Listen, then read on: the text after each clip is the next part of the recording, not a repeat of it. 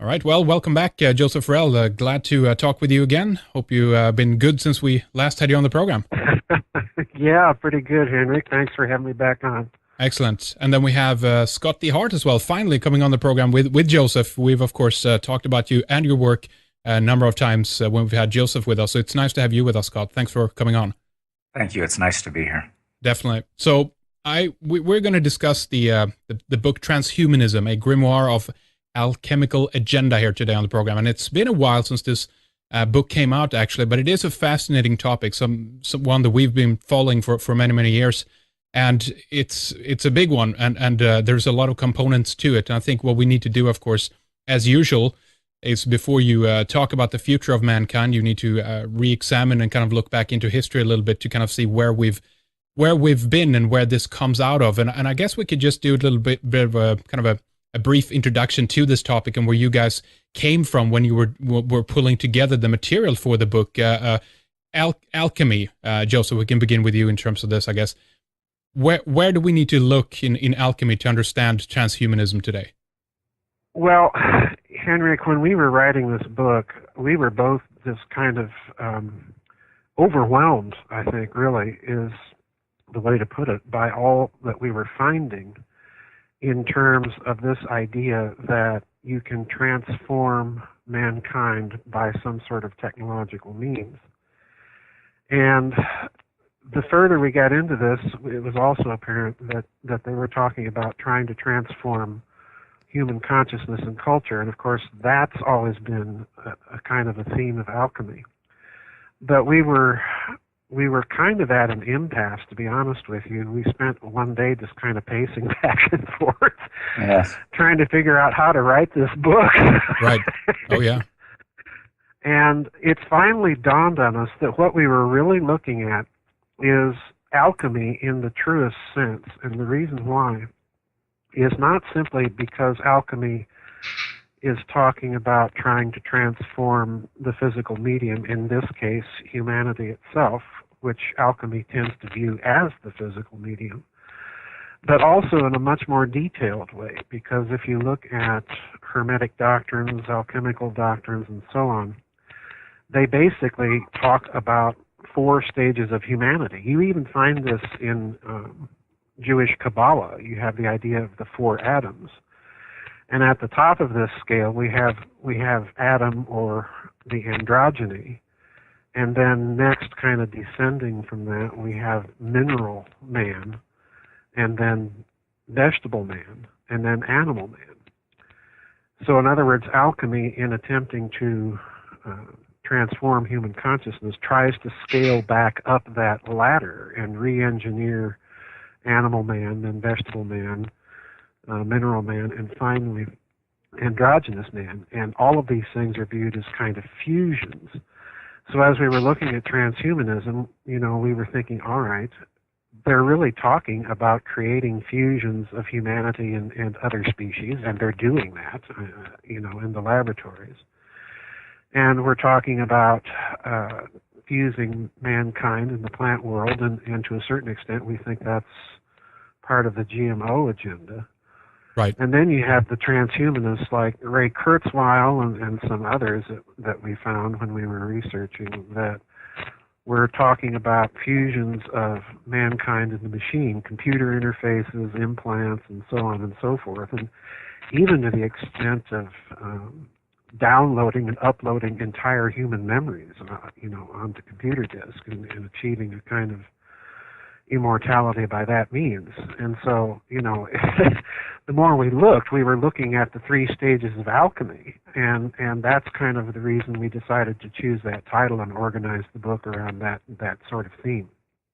Indeed. Now, I've always had a split view on alchemy, I guess. There are many people who have a strong perception that the current transhumanist movement derives it very strongly, from the alchemical agenda and the esoteric orders. And I don't think there's a debate really about that. But at the same time, it feels like, to me anyway, that the alchemy that we see today, how it comes out with transhumanism, is a very one-sided alchemy, if we can put it like that. It doesn't seem to incorporate the holistic approach, which seemed to have been part of the original tenets, right?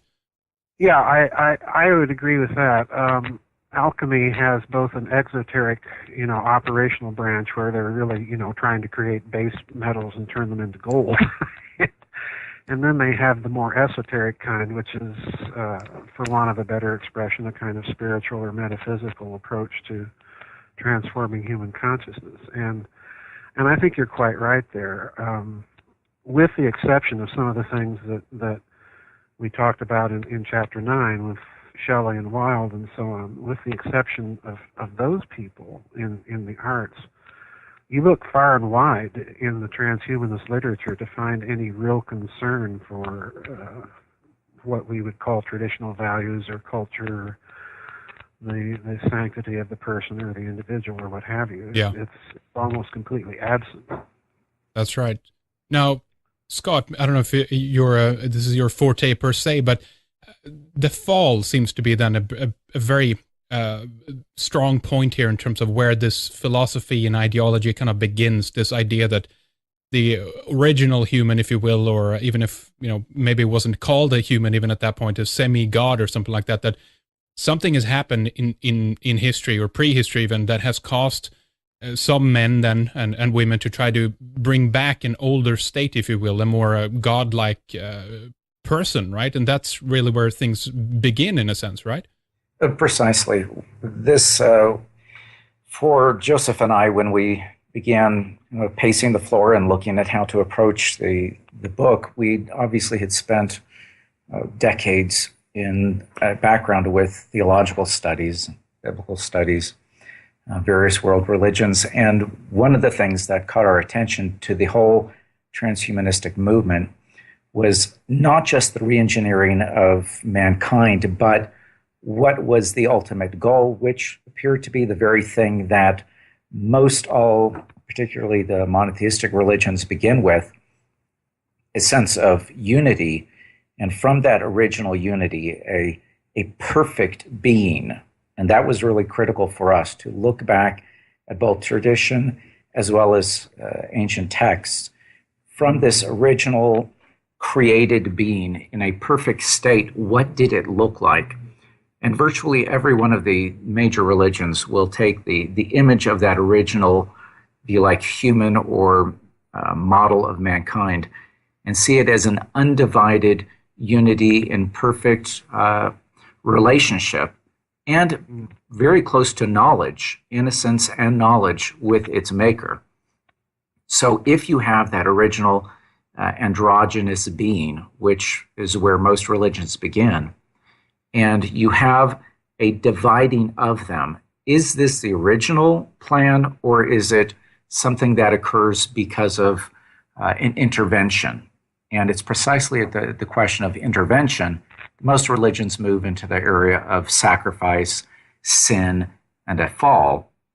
Thus, the goal with the religions, again, is to reunify that broken, fallen image of mankind, reascend back up the ladder to become godlike. And this was a perfect model for where transhumanism and where science, government studies, research, the fusions that we mention all throughout the book Transhumanism, where they all aim to recapture that original undivided, godlike, innocent, and intellectual being. And for what purpose? So yes, you're exactly correct, which is why we start the book with that very idea and move through the image of a biblical fall in terms of a splitting of that first person, and then a fall at the tower, which becomes culturally, linguistically, another fall, or a second view of the same first one. Right, right. Yeah, let me add something there, Henrik, because I think there's something else that we need to say that was in our thinking about the fall, and that is we spent a lot of time in the book going over different fall traditions, not just the biblical one, but the Mayan and some others. But let's take the biblical one, since that's very familiar to most people, and look at the story that is recounted of the Tower of Babel in the book of Genesis. In the book, in the book's telling of the story, what it says there is that God or the Elohim come down, and they notice that mankind is building this tower that's going to reach the heavens. And if they're allowed to complete it, then humanity will be able to do whatsoever it imagines to do. And we can't have that, basically, is the message. Right, exactly. Given Genesis. So unusually, in the biblical text, we don't have any mention that this activity is inherently sinful. It's rather, to look at it in a certain way, it's rather a potential threat. And incidentally, when you turn to the Mayan tradition, which emphasizes that original androgyny that Scott was talking about, that just kind of bowled us over, the androgyny itself in the Mayan text is the reason that is given for humanity's, godlike threatening powers and knowledge. So when we were looking at it, the other thing that entered into our thinking as to why we had to approach this from the standpoint of alchemy is, all right, if you're a member of this elite and you're looking at the transhumanist agenda, they would have seen these stories and concluded the same thing. In other words, it's not necessarily inherently sinful what they're up to, so let's just go ahead and do it. So the fall, the Tower of Babel and the fall play an important part of the agenda in that respect. Yeah. And if I can tag on to that, this is not so different from the early Greek philosophical approach, as stated in Plato's Symposium, where Aristophanes explains the origin of love and describes humanity again in the same terms. This is a non-religious text, but describing an original unified humanity, male, male, male, female, female, female, which, because it became a threat by virtue of its unity and its knowledge, had to be divided in order to keep the gods from feeling threatened. And at that point that the gods felt threatened, they intervened, and rather than destroy them, because interestingly enough, the argument was, if we destroy them, who's going to bring us sacrifices? No, we need exactly. we need somebody to make us feel good about ourselves, to worship us. Yeah, we need somebody to gifts. worship us. Yeah. Therefore, we can't destroy them again, because then we're left having to serve one another and worship one another, and that won't simply do. So we will divide them so that they are weaker. And then when they were divided, they clung to one another, some afraid to let go, and as the story went, some died from hunger and so forth. But it was specifically an act by the gods to strike and to divide in half these original perfect beings, and by dividing them, weaken them, keep them as servants. And Aristophanes' end of the story is that this is the origin of love, the two halves seeking one another throughout life to reunite themselves and to be that original whole.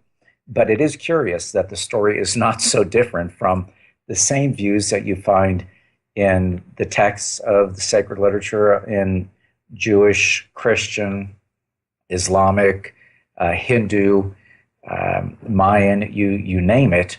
You have the same idea that for some reason, this unity, this sense of completion, became a threat, and therefore a division took place. And in that act of division, a radical division that takes place, one which is violent, one which is, in a sense, bloody, it becomes an example, sadly, of what humans might have been, the purpose of love, and what the nature of the gods are like. Well, this will then, let's say, to bring back something that has been divided in the past. There's, I guess, two different views you can have on this. And one would be that, okay, transhumanism then ultimately is rooted in, to a certain extent, monotheism, despite many viewing this as this alchemical ideology is kind of occult, it's esoteric. Some would even say that it's satanic, and then on top of that, you have an idea that it's Promethean, if nothing else. It contains the spirit of Yes. rebellion within it, or even Luciferian, if you would put it that way. So it's a, what view do you guys take on this? Where does it come from? Well, I think fundamentally Scott's correct, and this was kind of our approach. We don't necessarily view all of this as satanic or Luciferian on the one hand, but on the other, we don't necessarily view all of it as good either. We're just Right. putting it out there. But I think in terms of this will to recover a lost unity that is so striking in the Platonic text that we presented, this I think is the primordial driving force behind it. And it manifests itself, and we were kind of, to be honest with you, Henrik, we were kind of stunned when we saw this appearing in the transhumanist literature. And it appears without any sort of awareness that what they're talking about is really a religious impulse. It's a spiritual impulse. And this is the idea that, okay, we've got all these technologies coming online. They call them the GRIN technologies: genetics, robotics, information, and nanotechnology. And transhumanists like Kurzweil are arguing that these technologies open up for us the possibility of unheard of vistas for life prolongation or longevity, and also unheard of vistas for the extension, and this is Kurzweil's own observation, I'm not making this up, Right. for the extension of human consciousness to the universe and to a degree of participation in the lives, the emotional lives and thoughts of others via computer technologies, via implants, interfaces, and so on and so forth. So they're really talking about a recovery of that lost unity, and they're talking about it in terms of what the alchemists themselves talked about in terms of engineering all of this via a technology, via the Philosopher's Stone, which the GRIN technologies represent this for the transhumanists. So yeah, I think this is a fundamentally spiritual impulse. I hate to say religious impulse because I don't think that does it service, but but it almost is, though. Yeah, it is. It is. This is what they're talking about. It's kind of a situation where technology has become both the means to the end and the end, or in other words, God. And that's the disturbing aspect of it, I think. Well, there's a two-edged sword that comes down on this, because on the one hand, naturally, the idea of recovering unity and innocence and love is hard to critique as something negative. Yeah. However, this is what set Joseph and I back and pacing the floor for quite a while on the research, which was, if you were able to manipulate and to laboratory create such a being, what would be the use of it in today's world, given those who would have the technology, the means, and the power to do it? And our fear with this movement was simply that if there was understood, if somebody behind the scenes could see the ancient and religious or esoteric beauty, wonder, and usefulness of such a being, what then would be the purpose of it? And once you let that genie out of the bottle and assume that it's going to work in some degree as a slave in the system to bring about a higher degree of intelligence or such, what happens when that genie is out of the bottle and will not be put back in? Yeah. That is the other side of that sword, is that it's... Yeah, go ahead. No, well, that was, what you're saying there is what led us also to incorporate, Frankenstein, Percy Shelley, and Oscar Wilde and Dante into the book, because this is a theme that they're more or less getting at. We had to, Henrik, when we were thinking about that question, what happens if you create such a being? for one thing, it's completely transformative of the culture. It changes instantaneously almost all ethical considerations that you can think of. So, this is a very complex thing. This is why I say we weren't really necessarily concerned to point out merely the evils, but the good parts of this. And as Scott's saying, if you create such a being, if the real reason for this quest is ultimately deeply primordial and to reconstruct a lost unity and love and everything, then we have to wrestle with that aspect of it. Yeah, exactly. And I mean, there's a tremendous amount to this alone, and we'll get to this a little bit later in terms of where the development is going today, how even, let's say, legally someone would deal with entities being pretty much, created in a lab out of a bottle kind of thing. But if we just bring it back for a moment here to the kind of the basic proposition here, if you will, the implication is as well that there's something wrong with the world as it is. Because if we look, and I know that you guys have you have some interesting stuff here on hermaphrodites and all kind of stuff. We'll get to that. But if we look at everything in nature, we see that it has a division. It's divided in sexes and opposites and everything else, and it's in the experiment of planet Earth, if you will, and nature ultimately, that it comes together as one. It is a unity in that division, kind of, in a kind of oxymoronical way, but at the same time, it implies that something is wrong with what we see in front of our eyes. Is this the stance that a transhumanist and an alchemist ultimately would take, that all right, something is wrong in nature and we need to put it back together, kind of thing? I think probably that the real position that they would take, and I think it's one that would have deep roots in esotericism, particularly in that Platonic tradition that Scott mentioned, is the idea that it's not necessarily wrong what we see. It's just that it could be better. Okay? Right. In other words, that they see this as evolving to something, and the trend that they see evolving is towards this greater unity and diversity.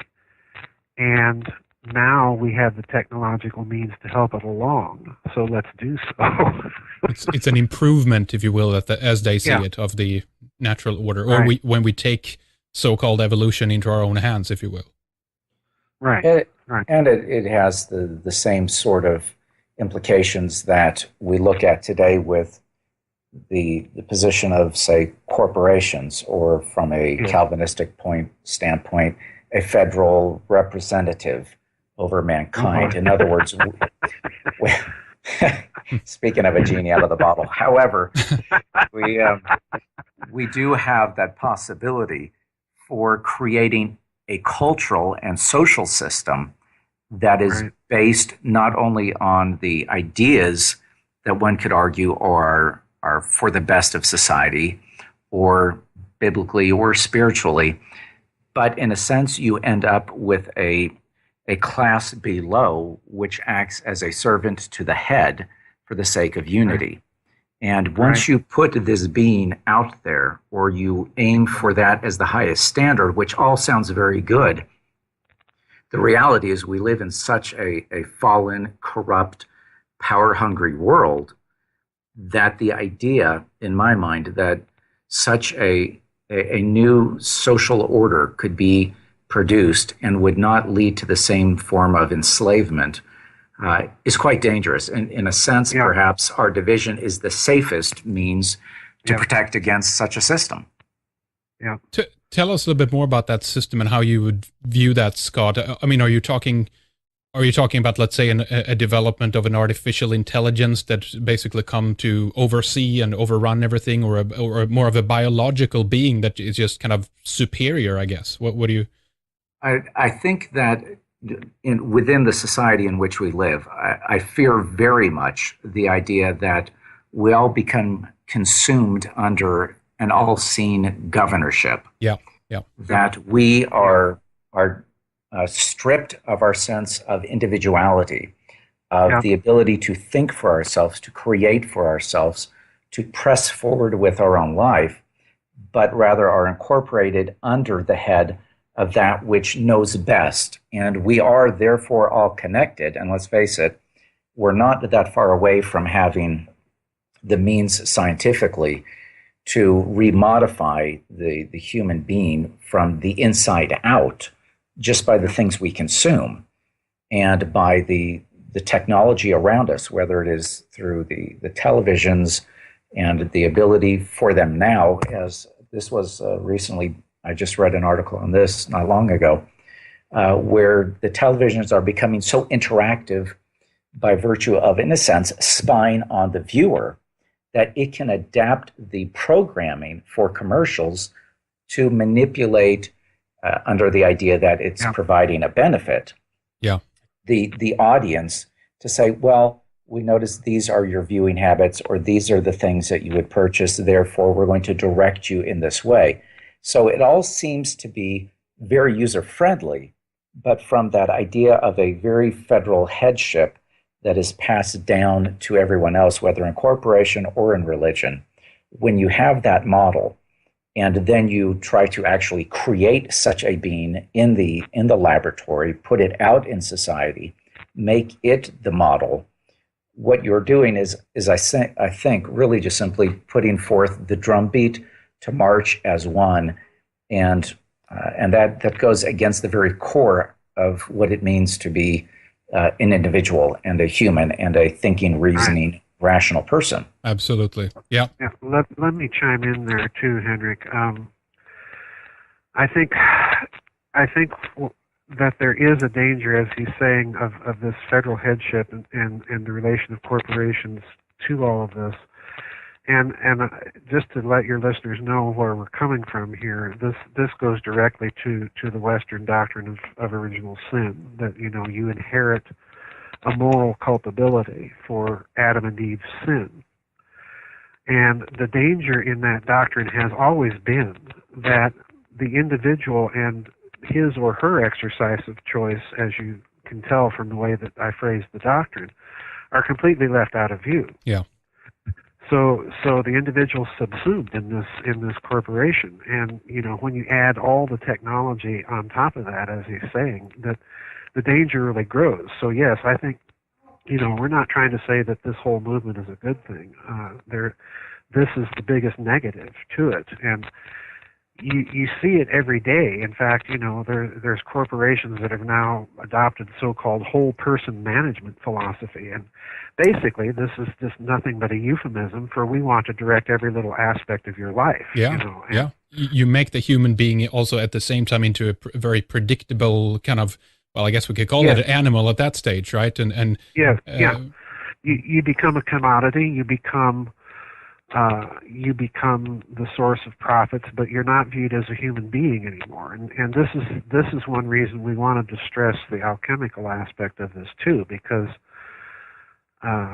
alchemy, like it or not, whatever one says about it, it does have a distinct and definite place for the individual that runs almost counter to this impulse that we see in society today. So, I think that there's so many double-edged swords to this whole movement. Oh yeah, it's really not funny. Well, I think you can see this out of the time when these movements arise as well. I mean, as you guys, there's just so many aspects here of things I want to discuss. But if we move forward a little bit here, the things that you guys looked at when it came to Percy Shelley and Oscar Wilde and some of these people, very much dovetail with some of the things that I've been looking into when it comes to like H.G. Wells and even the Fabian Society that springs out kind of in the same period, if you will, some of this literature. And these today they have kind of branched out, if you will, into different organizations, if you will, or different philosophies. But at the time when you get these ideas in flowing in society, they weren't so strictly branched out yet, and it seems to stem from a kind of a one source, if you will, right? Well, in the case of, say, Percy Shelley, one of the greatest influences behind his writing, there's really two sides to it. One, and it all centers around his life. One is the aspect of the movement of the Illuminati, which is not to say some type of modern Beyonce sort of nonsense. I got what you mean when you say that. Yeah, okay. Absolutely. Yeah. You're talking about the this tradition that's steeped in the Jacobins and the real kind of radical left-wing agenda that came out from the Illuminati, correct? Yes, I'm talking about the agenda, particularly going back to Ingolstadt and Adam Weishaupt. Yes. And that movement which sought to overthrow monarchies and churches for the sense that what you had was a federal sort of monarchical oversight, which suppressed the individual, which suppressed human reason, human rights, and used threat and fear to control humanity rather than reason and individuality. And so the goal was to infiltrate into those bodies, whether it be secular or whether it be religious, and by infiltrating them, weaken the top-down system so that the individual would overthrow those governmental or ecclesiastical institutions and move out from the tutelage of fear and threat and live as true, full,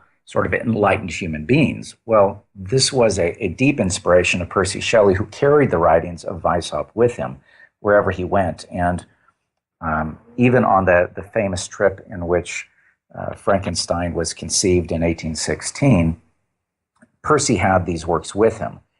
And the influence of that is, I think, clearly seen in the creation of the monster in Ingolstadt and the idea of, as you mentioned earlier, a Promethean man who would step out and away from the need of a god or a society that's based in fear, but rather one of enlightenment and science. Yeah. The other side of that story is simply Percy's life, which was the cost of being that individual, that separated person who thought differently, who lived differently, who was able to experience his own life in his own morals and in his own ways of approaching science. And the cost he paid was to really live alone and not feel as though he was welcomed in society. And of course he wasn't. From a young age, he was cast out of his house and sent off to boarding schools and then sent off to Oxford, where he was thrown out of Oxford for being an atheist, or at least for writing on atheism, and then pursued by governments and churches until he was either killed or died at sea.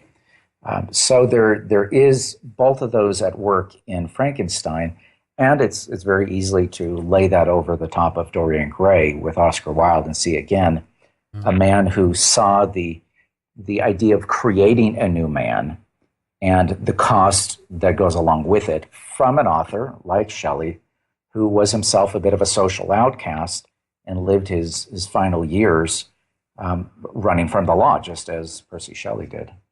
There's something else, too, Henrik, that we need to say with respect to Oscar Wilde and how this whole transhumanist agenda is, in a way, rewriting culture. And part of that rewriting is, of course, history, because you look at the literature that Shelley was reading, particularly Adam Weishaupt and so on.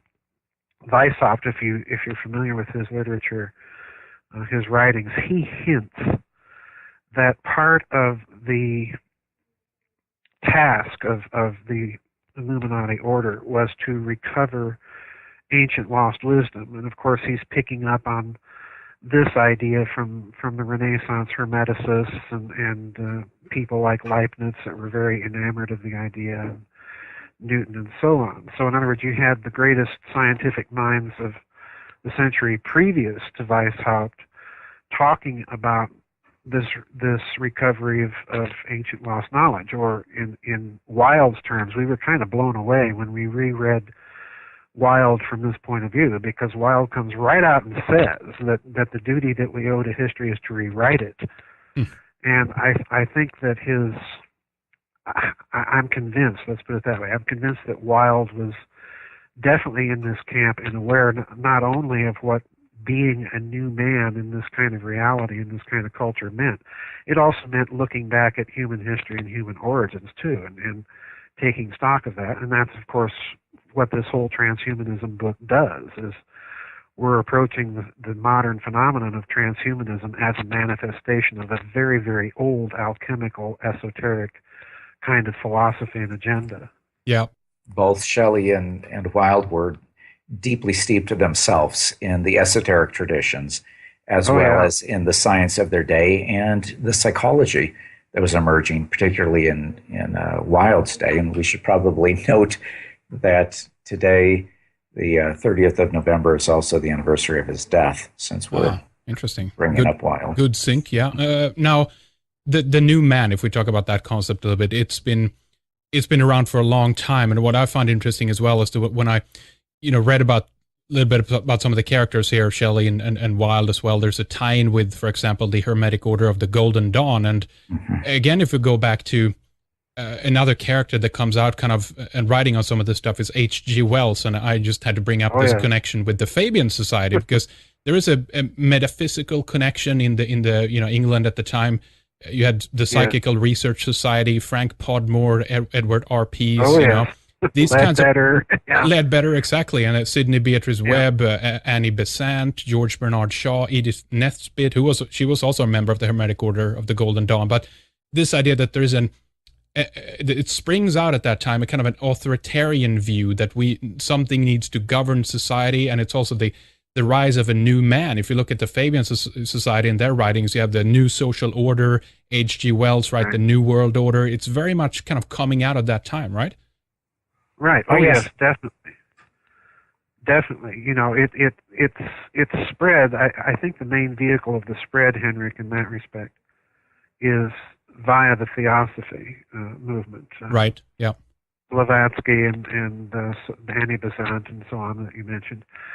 I think that's part of it, definitely a part of it. And of course, by the time that you get to the early 20th century, this has turned into the eugenicist movement in the United States. It bleeds over, of course, into the Nazis and some other fascist groups in Europe.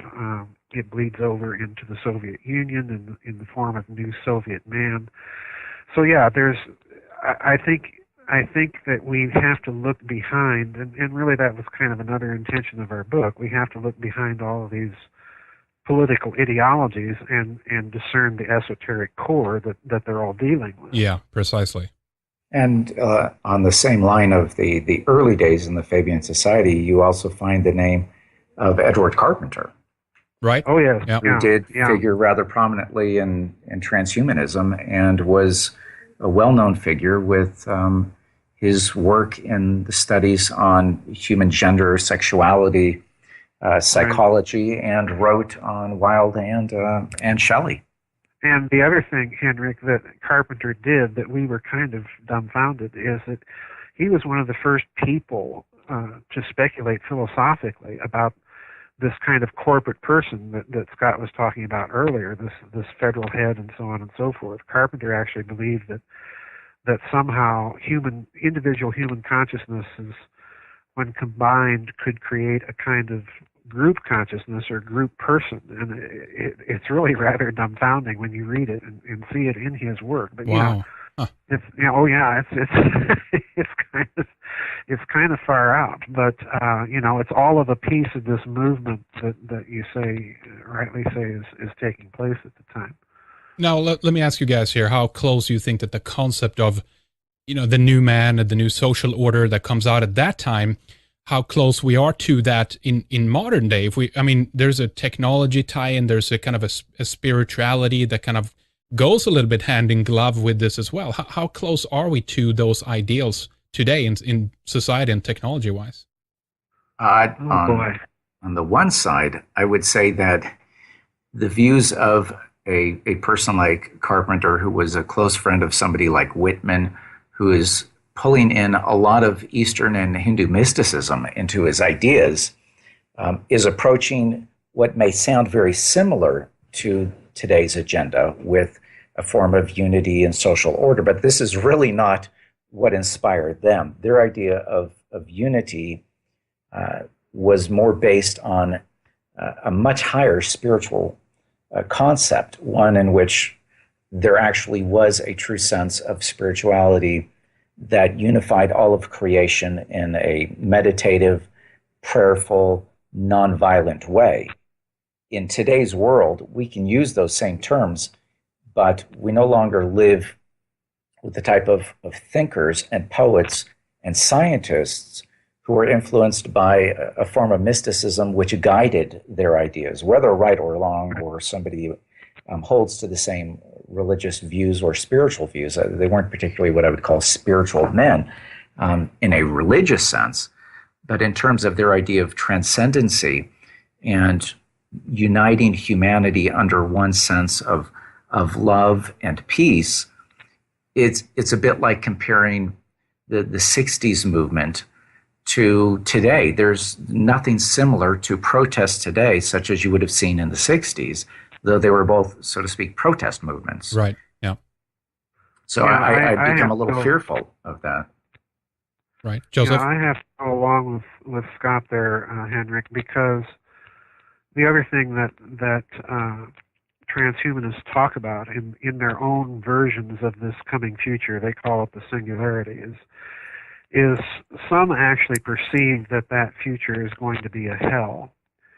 And I think the distinguishing feature for these people, these thinkers, is that they are looking at this technological future that transhumanists envision, and they're seeing no place for the individual. Exactly. Whereas if you look at Whitman, if you look at Wilde, if you look at Shelley, and even some of the scientists in the early 20th century that were writing on philosophical topics in a similar way, is you're seeing a real attempt to grapple with how do we preserve the individual, how do we preserve the person in all of this coming unity. So, and that's gone today. That's what you're saying. That's not there. Yes. Yeah. Their spirituality sought to release and to free the individual to be fully human. Yeah. To step out of the suppressed headship above them, to break forth and to be a full individual. And so their idea of unity was not to suppress it, but rather to say, the reason you're not a full individual is because you've been held down. Break forth, and in that sense of liberation, there is a unity that comes about. That was a deeply spiritual idea that came out of Percy, who clearly was not a religious man, but whose writings against tyranny and authority were the very things that inspired Whitman and Gandhi and Edwards or Carpenter, and pushed them forward, just like Wilde, not to say if we would have a larger social unity, we would be a better society. Theirs was, in fact, quite the opposite. The human is so full of potential. What holds it back is religion and law that oppresses them. It's a let me put it in different terms, Henrik. Years ago, I used to teach for the University of Oklahoma, and I had to teach certain courses in quite frankly, philosophy of management. And as a result, I had to familiarize myself with management texts that were used in MBA programs and so on and so forth. And over, I kept seeing this whole person management philosophy. And basically, Henrik, all of the spiritual techniques that it employed were to suppress the individual, to lock you into collectivist dogmas or ways of thinking or what have you.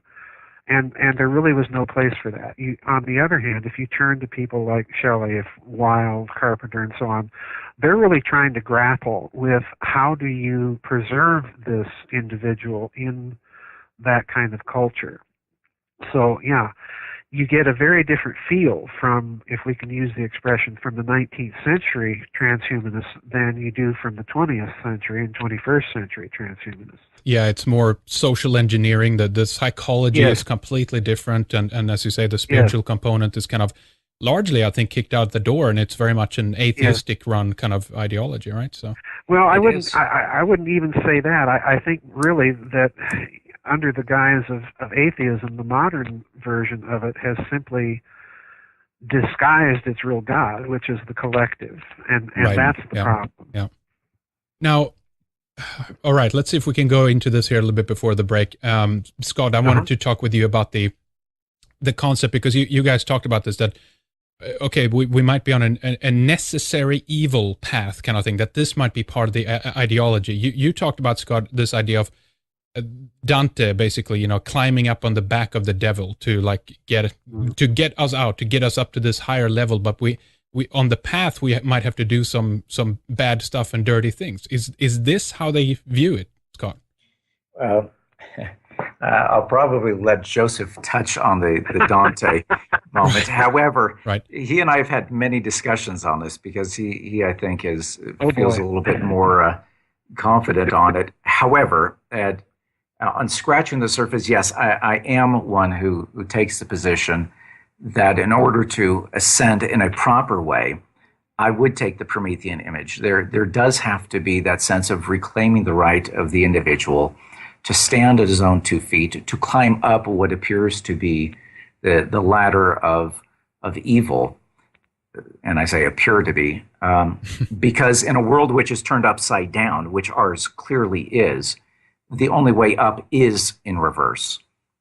So I would take that, and I would say that within the political and religious turmoil that Dante is writing within, it's not so different than what people like Wilde and Shelley were also being exposed to, which is to say, I may appear to be evil in your world because your world has been flipped in such a way that to actually speak and to live as an individual requires one to steal the fire that supposedly belongs to one or two at the top and to spread it to the rest.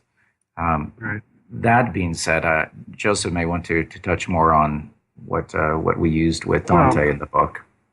Well, Henrik, we sat for several mornings outside of Starbucks in my car talking about Dante and all of this transhumanist theme and for that matter, hermetic theme that we find over and over again in literature. And certainly when you think about it, Dante has to be right at the top of the list. And when we say that, we realize that we're kind of bucking the trend in literary criticism, which has been to see Dante as kind of the embodiment of, in a literary form, of the philosophy of Thomas Aquinas and the medieval Catholic Church and so on and so forth.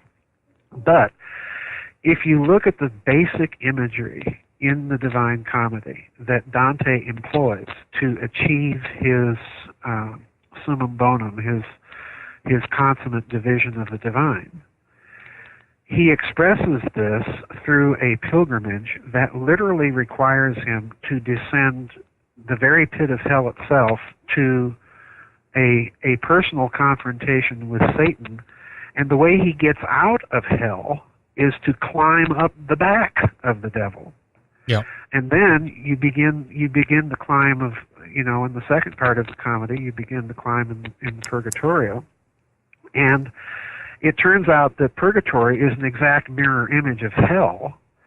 And again, his guide through all of this isn't anybody Christian. You'd think someone like Dante would at least choose Francis of Assisi, to guide him through all of this stuff. But no, his guide is the quintessential Roman imperialist pagan, Virgil. Right. Yeah. So you can't look at this basic imagery and come away with any other conclusion, in my opinion, than that Dante he'll use Christian symbolism, but the overall macro context in which he's talking is completely opposed to it. And in doing so, he's doing just exactly what Scott was talking about. He's asserting his right as an individual to think as he will about all of these things, come what may.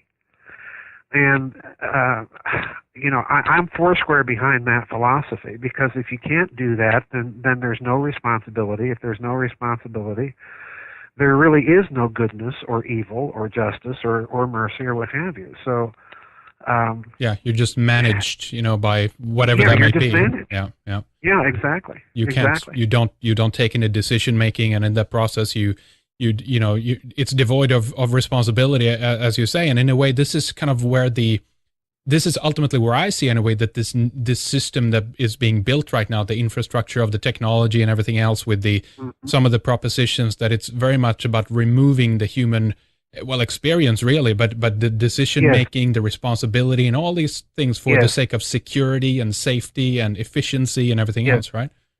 Absolutely. It is. I couldn't agree more. It's removing humanity from the equation. I mean, my word, Henrik. Look at. Let's give an example that people really probably won't even think about. Let's look at the stock market. Right now, and at least for a decade, most of the trading in stock markets has been done by high-frequency trading algorithms on computers. That's right. Okay? Yep.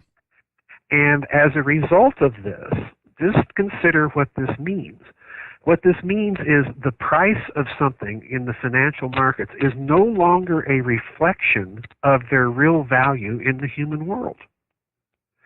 So in other words, they are taking humanity out of the equation. And, you know, the bottom line, Henrik, is they took humanity out of the equation in Nazi Germany. They took humanity out of the equation in the Soviet Union. And so long as you do this, you cannot construct a system that humans can live in. It's so simple, isn't it? But then time and time again, what happens, you know? Simple. Look at history, you know? Yeah.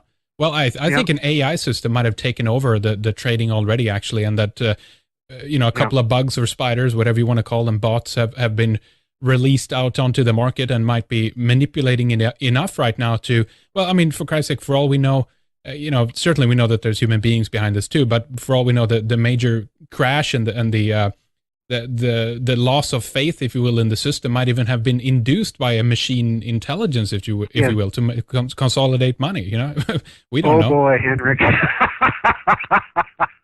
Henrik, I couldn't agree with you more. Yeah. For reasons I don't want to get into, but boy, oh boy. It's fascinating. Yeah.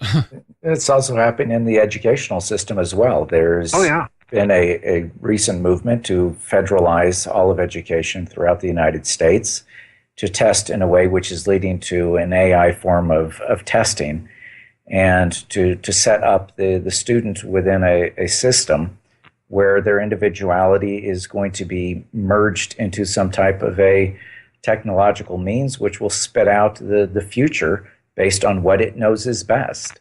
And the system for teaching, what is being handed down, what one is expected to prepare students for in terms of the assessments down the road, is purely a technological, computerized, collective future. And that is where that is heading as well. We can thank John Dewey for some of those ideas, maybe.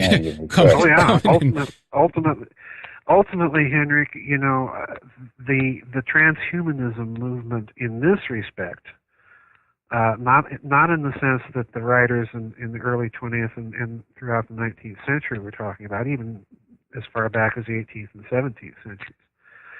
Ultimately, this aspect of it, it's not a transhumanist movement, it's an anti-human movement. Yeah, exactly. Yeah, absolutely right. Now, gentlemen, let's take a little pause here. This is just, I mean, incredibly fascinating. I want to get into much more here in the second, of course, in terms of the alchemical kind of marriage, how we see some of this stuff implemented today, and how we see the human being changed, not only on the psychological level, but actually even on the biological level. So there's much more to get into here. But why don't we give out some website, guys, to your work, and obviously the book, again, just want to mention that.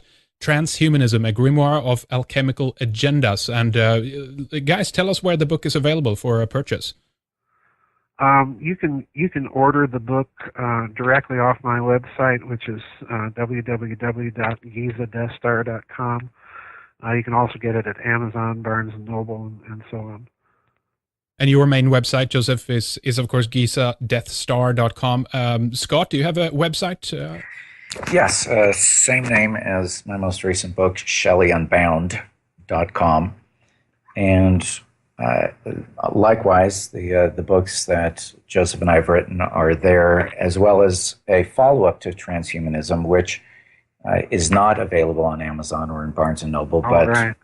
Transhumanism and Dialogue, which is a simplified version of the book, which is about 80 pages, which is set in the form of conversation, questions and answers from every single chapter, following along with page numbers to the book Transhumanism, because we found there were a number of people who gave glowing recommendations on the book, but then would follow it up by saying, I didn't understand a word of this section. Oh, really? So, It's too technical, too complicated. Yeah. there were some chapters that really require, I think, some undivided attention and some background.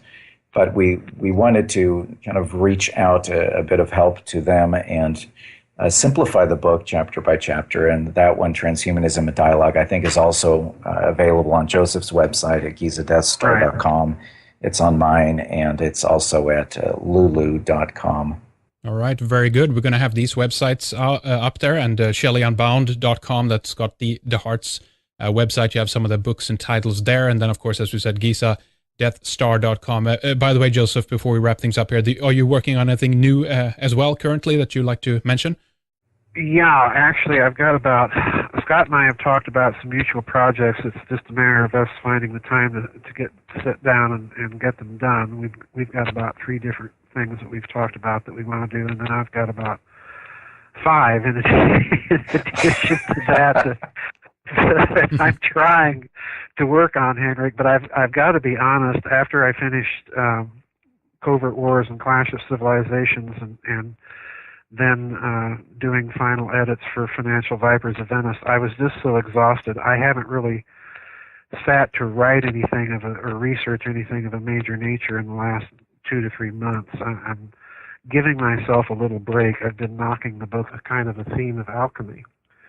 But we were kind of at an impasse, to be honest with you. We spent one day just kind of pacing back and forth, yes, trying to figure out how to write this book. Right.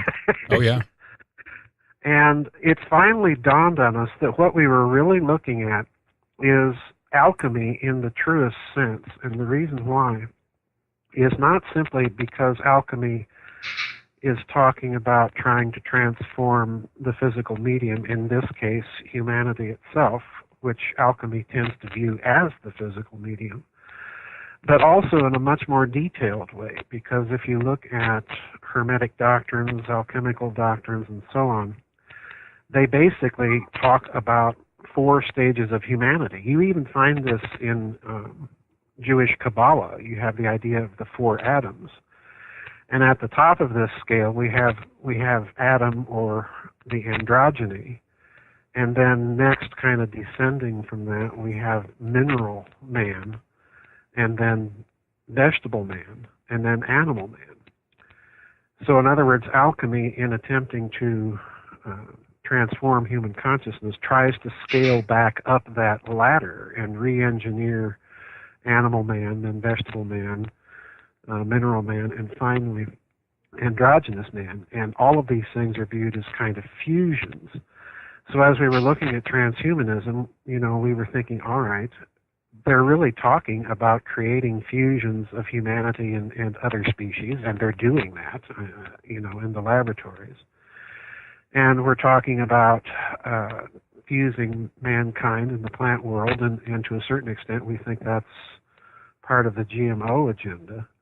Right. And then you have the transhumanists like Ray Kurzweil and some others that we found when we were researching, that we're talking about fusions of mankind and the machine, computer interfaces, implants, and so on and so forth, and even to the extent of downloading and uploading entire human memories, onto computer disks and achieving a kind of immortality by that means. And so, the more we looked, we were looking at the 3 stages of alchemy, and that's kind of the reason we decided to choose that title and organize the book around that sort of theme. Indeed. Now, I've always had a split view on alchemy, I guess. There are many people who have a strong perception that the current transhumanist movement derives it very strongly, from the alchemical agenda and the esoteric orders. Mm-hmm. And I don't think there's a debate really about that. But at the same time, it feels like, to me anyway, that the alchemy that we see today, how it comes out with transhumanism, is a very one-sided alchemy, if we can put it like that. It doesn't seem to incorporate the holistic approach, which seemed to have been part of the original tenets, right? Yeah, I would agree with that. Alchemy has both an exoteric, operational branch where they're really, trying to create base metals and turn them into gold. And then they have the more esoteric kind, which is, for want of a better expression, a kind of spiritual or metaphysical approach to transforming human consciousness. And I think you're quite right there. With the original unity, a perfect being, and that was really critical for us to look back at both tradition as well as ancient texts from this original created being in a perfect state. What did it look like? And virtually every one of the major religions will take the image of that original, if you like, human or model of mankind and see it as an undivided unity in perfect relationship and very close to knowledge, innocence and knowledge with its maker. So if you have that original androgynous being, which is where most religions begin, and you have a dividing of them, is this the original plan or is it something that occurs because of an intervention? And it's precisely at the question of intervention. Most religions move into the area of sacrifice, sin, and a fall. Thus, the goal with the religions, again, is to reunify that broken, fallen image of mankind, reascend back up the ladder to become godlike. And this was a perfect model for where transhumanism and where science, government studies, research, the fusions that we mention all throughout the book Transhumanism, where they all aim to recapture that original undivided, godlike, innocent, and intellectual being. And for what purpose? So yes, you're exactly correct, which is why we start the book with that very idea and move through. Exception of some of the things that we talked about in Chapter 9 with Shelley and Wilde and so on, with the exception of those people in the arts, you look far and wide in the transhumanist literature to find any real concern for what we would call traditional values or culture, the sanctity of the person or the individual or what have you. Yeah. It's almost completely absent. That's right. Now, Scott, I don't know if this is your forte per se, but the fall seems to be then a very strong point here in terms of where this philosophy and ideology kind of begins, this idea that the original human, if you will, or even if, maybe it wasn't called a human even at that point, a semi-god or something like that, that something has happened in history or prehistory even that has caused some men then and women to try to bring back an older state, if you will, a more godlike person, right? And that's really where things begin in a sense, right? Precisely. This, for Joseph and I, when we began pacing the floor and looking at how to approach the book, we obviously had spent decades in background with theological studies, biblical studies, various world religions. And one of the things that caught our attention to the whole transhumanistic movement was not just the reengineering of mankind, but what was the ultimate goal, which appeared to be the very thing that most all, particularly the monotheistic religions, begin with, a sense of unity. And from that original. All right. Well, welcome back, Joseph Farrell. Glad to talk with you again. Hope you've been good since we last had you on the program. Yeah, pretty good, Henrik. Thanks for having me back on. Excellent. And then we have Scott D. Hart as well, finally coming on the program with Joseph. We've, of course, talked about you and your work a number of times when we've had Joseph with us. So it's nice to have you with us, Scott. Thanks for coming on. Thank you. It's nice to be here. Definitely. So we're going to discuss the book Transhumanism, a grimoire of alchemical agenda here today on the program. And it's been a while since this book came out, actually, but it is a fascinating topic, some one that we've been following for many, many years. And it's a big one, and there's a lot of components to it. And I think what we need to do, of course, as usual, is before you talk about the future of mankind, you need to re-examine and kind of look back into history a little bit to kind of see where we've been and where this comes out of. And I guess we could just do a little bit of a kind of a brief introduction to this topic and where you guys came from when you were pulling together the material for the book. Alchemy, Joseph, we can begin with you in terms of this, I guess. where do we need to look in alchemy to understand transhumanism today? Well, Henrik, when we were writing this book, we were both just kind of overwhelmed, I think, really, is the way to put it, by all that we were finding in terms of this idea that you can transform mankind by some sort of technological means. And the further we got into this, it was also apparent that they were talking about trying to transform human consciousness and culture. And of course, that's always been